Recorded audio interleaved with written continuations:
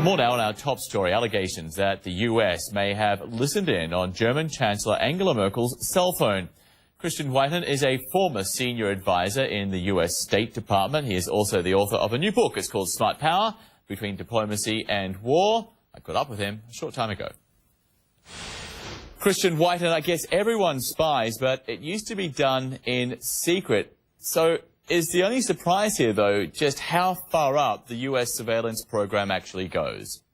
Well, it shouldn't be that surprising, especially if they're putting wireless signals out there, because that's the allegation. It was Angela Merkel's cell phone. So, of course, it's not just the United States, but also probably the Chinese, the Russians, others sweep up electronic intelligence. But the point is you're not really supposed to get caught. And if you do get caught, if it gets raised to a senior level, then it's sort of natural that they're going to protest, which, of course, is what Germany is doing. It's what the United States would do if we found out that someone was listening to President Obama's cell phone.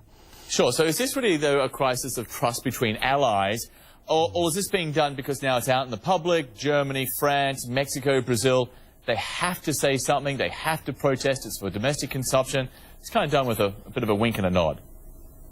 I think especially with Germany and France. You know, in Germany, of course, they're very familiar with U.S. signals intelligence, which is the technical term for eavesdropping. There's a giant facility that still exists in Berlin, in the western part of the city, Teufelsberg. It's no longer used, but everyone in town knows it was the NSA listening station during the Cold War. So, you know, we use a lot of signals intelligence. We share it with our allies. They spy on us, too. France is one of the most aggressive collectors of intelligence against the United States. So what you're seeing is a bit kabuki theater. It will probably blow over before too long.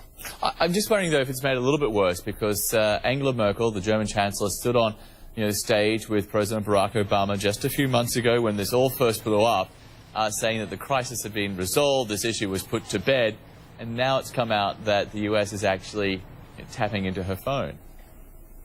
I think there is a cumulative effect of sloppiness here because, of course, this comes not far on the heels of a broader intelligence scandal of WikiLeaks. And, you know, when people cooperate with the United States on intelligence or sort of look the other way, presuming we might be collecting information but not knowing exactly how far it goes, that's one thing. But when it becomes aired in the public, when 200,000 cables are posted by WikiLeaks, confidential information, confidential conversations, all of this, I think, has, in fact, undermined our allies' confidence in our ability to keep secrets. The fact that a young private in the Army, in the case of WikiLeaks, was able to access that much classified information. So there is a decline in confidence. I just don't think it's permanent because all of these countries realize the importance of listening to bad actors' conversations. They're just probably a little upset we're listening to so many allies' conversations. Sure, and a lot of this latest information is coming from the former NSA contractor Edward Snowden. This just seems to be a drip, drip, drip. Is there anything the United States can do, or do they just have to wait until Snowden's got nothing left to leak?